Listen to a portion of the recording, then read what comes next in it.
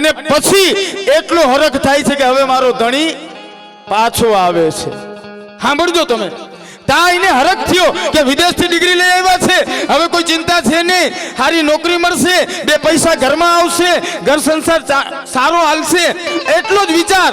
અને બરોબર વિદેશથી ડિગ્રી લઈ અને બાબા સાહેબ જ્યારે આ મહુમાં આવે છે, મહારાષ્ટ્રમાં આવે છે, આગતા સ્વાગતા બહુ થાય છે. બરોડાની અંદર સર સયાજીરાવ ગાયકવાડની એને નોકરી મળે છે.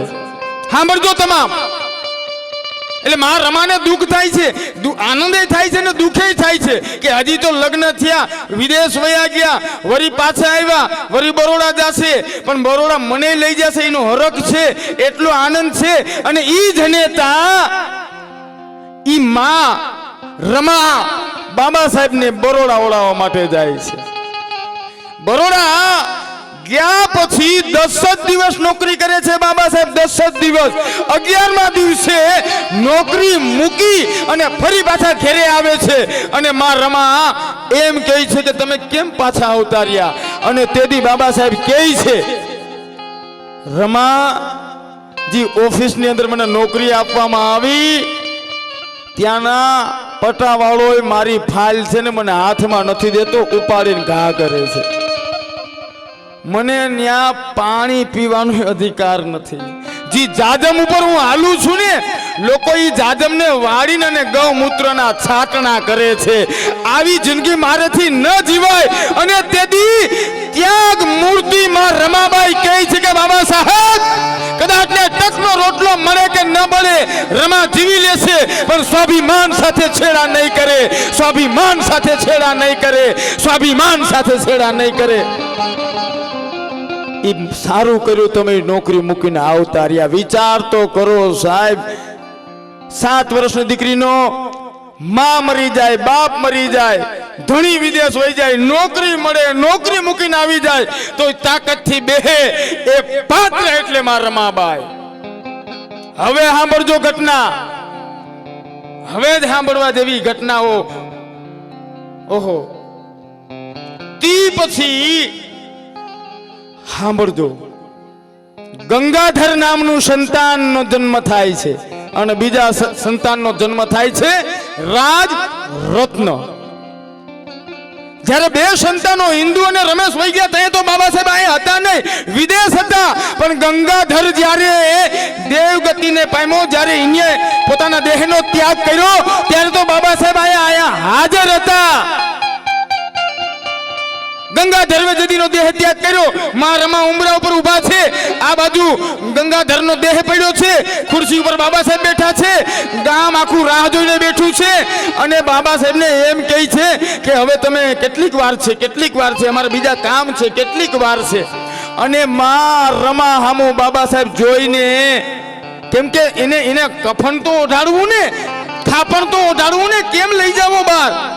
એટલે બાબા સાહેબ કે બસ થોડી વાર. અને બાબા સાહેબ માં રમા હામું જોઈ, વળી ગામ લોકો કે કેટલી વાર છે, વળી બાબા સાહેબ માં રમા હામું જોઈ. અને માં રમા કદાચ ને બાબા સાહેબની ભાષાને ઓળખી ગઈ હોય, ઘરમાં ગઈ, દોરો હાડલો કાઢ્યો, 2 ભાગ કરી અને એક હાડલો ગંગાધરને ઓઢાડી અને વળાવવા માટે બહાર આવી. તેથી ગામના લોકોએ કીધું કે માં રમા છે શું, આ તું સાડી ઓઢાડે છે? તો કે સાડી નથી, આ કફન જ છે.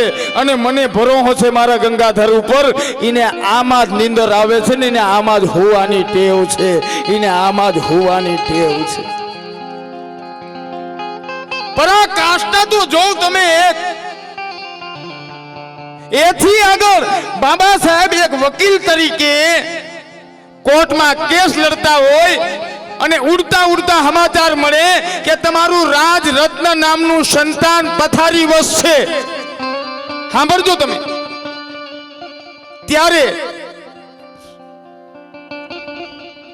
બાબા સાહેબ જ્યારે ઘરે આવ્યા, ડબલ નિમોનિયા થયો તો રાજ રત્નને, 2 ને 2 4 આંખ મળીને ઊંડા ઊંડા ઊંડા શ્વાસ લેતો રાજ રત્ન દેખાણો, ધીમે ધીમે ધીમે ધીમે કરતા તો એના ખોડિયામાંથી જીવ નીકળી ગયો. આ એક જ એવી ઘટના છે ત્યારે માં રમા બાબા સાહેબ સામું બોલ્યા છે, બાકી કોઈ દી બોલ્યા નથી ને. ત્યારે માં રમાએ કીધું, બાબા સાહેબ જ્યારથી વળીને તમને આવી છું એક દિવસ મેં સુખનો જોયો નથી. મારો રમેશ વયો ગયો, મારો હિન્દુ વહી ગઈ, મારો ગંગાધર વહી ગયો. આ રાજ રત્નને તો તમે એમ કહેતા હતા કે હું દેશનો રાજા બનાવીશ, મોટો નેતા બનાવીશ. આ રાજ રત્ન જ ન રહ્યો. હવે તમે કેને નેતા બનાવશો બાબા સાહેબ, કેને નેતા બનાવશો? આક્રંદ કરીને માં રોય છે, આક્રંદ કરીને માં રોય છે. અને ત્યારે બાબા સાહેબ એક હાથ માં રમા ઉપર મૂક્યો છે અને બીજો હાથ મૃત શરીર રાજ રત્ન ઉપર મૂકે છે. અને બાબા સાહેબ બોલ્યા છે, રમા હવે પછી હું એવી વ્યવસ્થા બેઠી કરીશ કે આજ પછી આ સમાજનો કોઈ પણ દીકરો ગરીબીને કારણે નહીં મરે, ગરીબીને કારણે નહીં મરે. અને રમા આજ હું પ્રતિજ્ઞા લઉં છું કે હું એવી વ્યવસ્થા બેઠી કરીશ કે આવનાર સમયમાં આ દેશની તમામ રમાના કુખે જન્મનાર રાજ રત્નો ભારત દેશના શાસક બનશે. અને એમ કરવામાં હું નિષ્ફળ જઈશ તો મારા હાથે મારા કપારમાં ગોળી મારી લઈશ, મારા હાથે મારા કપારમાં ગોળી મારી લઈશ. એ આના રોટલા ખાવ તમે, આના ખાવા ધાન નહોતું, રેવા મકાન નહોતું, સ્વાભિમાન તો દૂરની વાત છે સાહેબ, તને હાલવા માટે પણ કેળો નહોતો. ઈ દિવસની વચ્ચેથી તારી આગળ એક અધિકારી લગાડી દીધું, વટ અને સૂટ બૂટ અને પેન્ટમાં હાલતો કરી દીધો. એની પાછળ એક જનેતાએ પોતાના 4 સંતાનોના બલિદાન દીધા છે. ત્યારે તને હકનો રોટલો મળ્યો છે. જો તને આદિ યાદ ના આવતો હોય ને તો તારેથી મોટો મૂર્ખો આ જગતના ચોકમાં બીજો કોઈ ના હોઈ શકે. તારથી મોટો મૂર્ખો કોઈ આ જગતના ચોકમાં બીજો ના હોઈ શકે.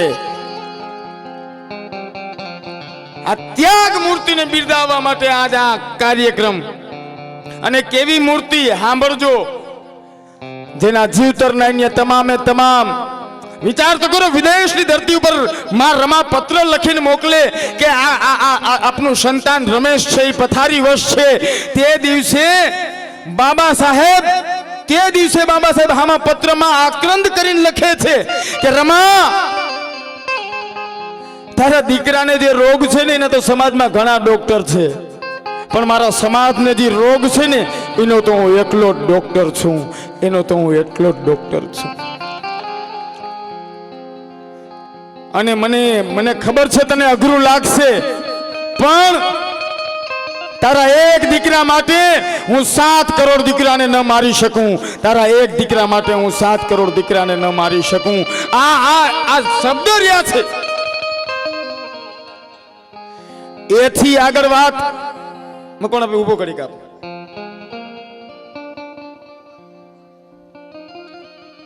એથી આગળ વાત પરાકાષ્ઠા કેને કહેવાય? માં રમાની તબિયત જ્યારે હાવ એમ કહેવાય કે આમ જર્જરિત થઈ અને બાબા સાહેબ વિદેશની અંદર લંડનની અંદર આગળ અભ્યાસ માટે હતા. એક દિવસ પણ જેને સુખનો જોયો ન હોય. જિંદગીના છેલ્લા વર્ષોમાં બાબા સાહેબને એક સભામાં જવાનું થયું. માં રમાની તબિયત બરોબર નહોતી. એક હોસ્ટેલની અંદર માં રમાને મૂકી અને બાબા સાહેબ જાય છે. 3 દિવસ હોસ્ટેલમાં માં રમા ગયા અને એના કોઠાર રૂમમાં ચક્કર મારી. એટલે એના પ્રમુખને કીધું કે આને કાં કઈ આમાં નથી, કઈ લોટ નથી, મીઠું નથી, કોઈ શાકભાજી નથી, આ છોકરાઓને કઈ ખવડાવવું છે કે નહીં? તો કે માં આ વખતે ગ્રાન્ટ આવી નથી. તેથી માં રમાએ પોતાનો સોનાની એક કડલો કાઢીને, એક બંગડી કાઢીને અને પ્રમુખને હાથમાં દઈ દીધી કે આને બજારના ચોકમાં મૂકી આવો અને પૈસા લઈ આવો, બાકી આ દીકરા ભૂખા ન રહેવા જોઈએ. ઈ બંગડી વેચવા માટે મૂકી દીધી. 3-4 દિવસ પછી એને જવાનું છે ને બાબા સાહેબ લેવા આવ્યા. ત્યારે માં રમાએ પ્રમુખને એવું કીધું કે બોલી બંગડી છે ને છોડાવવાની જરૂર નથી, એને ખારી નાખજો, એને વેચી નાખજો અને એના જે રૂપિયા આવે ને એ આ સમાજના દીકરાને સારી સુવિધા આપજો. સાહેબ આ તાકાત માં રમાની હતી. જેનો ધણી ગમે એ સત્તા ભોગવી શકે, જેનો ધણી કરોડોનો આસામી બની શકે, જેના ધણીને હૈદરાબાદનો નિઝામ 700 કરોડ આપી વજીરનું પદ આપતો હોય અને એની ઘરવાળીને છાણા વેચી અને ગુજરાન ચલાવવું પડે, ઈ જેવા તેવા પાત્રનું કામ નથી. ઈ માં રમાજ કરી શકે, ઈ માં રમાજ કરી શકે, ઈ માં રમાજ કરી શકે. માટે ઈ ત્યાગ મૂર્તિ માં રમાને યાદ કરવા માટે આજ 121મી જન્મ જયંતિ માં રમાની યાદગીરી માટે તમે હું ભેગા થયા છે. ગજબ ત્યાગ છે આ સ્ત્રીઓનો. હવે મારે ઈ કેવું છે કે પછી હવે એના વંશજોની આ બધી બાયુ છે, કોઈ સમાજનું સારું કામ કરવા જાતી હોય કે એનો ધણી જાતો હોય અને ઘરે વાટ જોઈને બેઠી હોય, ફોન કરીને કે ક્યાં મર્યો. હવે આ દીકરા ખોયા તો અહીંયા દી હારા આવ્યા અને એ ઓલો બિસાડો થાયકો પાયકો સમાજ સેવા કરવા જાય, વાહે લગન વેલા આવજો, દૂધી લેતા આવજો, દૂધી. અને એમાં દૂધી ભૂલી જાય તો તાર લાકડા ને છાણા ગોઠવીને જ બેહે, આમ ઓળી તો વાટ જ જોતી હોય, કઈ આવે એટલે દિવાળી મૂકી દઉં. સમાજ સેવા કરવા દો, કરવા દો.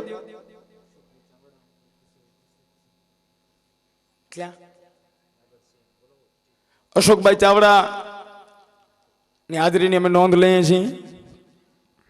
આવો આવો આ બાજુ હેલાવો. અશોકભાઈ દેખાય છે મને ક્યાંય? માટે હા હવે દેખાણા, હા દેખાય, હા બરોબર છે અશોકભાઈ જ છે, ખોટું નતો કહેતો, સાચું કહેતો હતો. તો આ કાયમને માટે આ ત્યાગની મૂર્તિ માં રમાને યાદ કરવી આ સમાજમાં ઘટે કાયમને માટે. ત્યારે એક રચનાથી શરૂઆત કરીએ.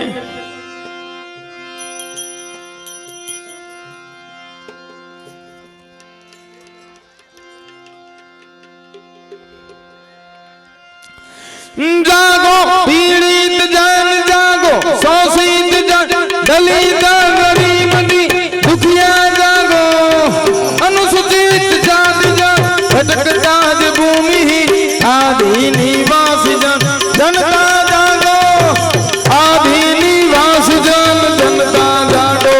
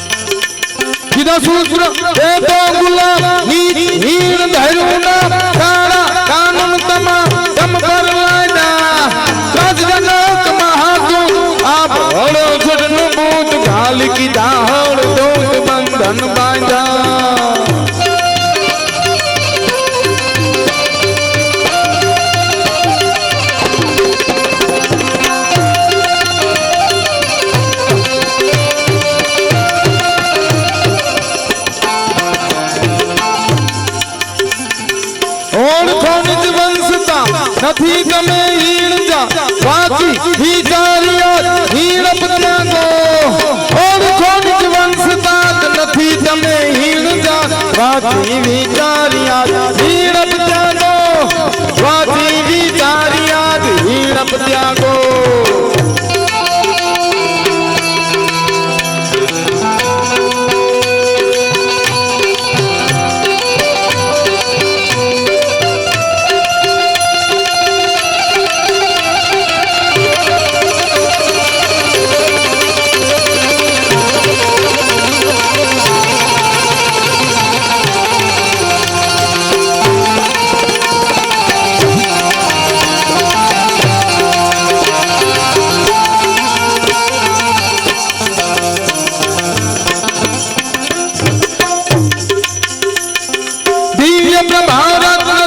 साधु वरदान तू आद कुल भूषण तू भीम राजा सकल विद्यापति ज्ञान संगति शास्त्र शासन मतीन बुद्ध तेजा पंकज नरवर रक्त स्वजन उद्धर भगवत आमुचकर भक्त काजा भगवत शास्त्र धरिता करीन कपला हरिउरी ने रोज रोज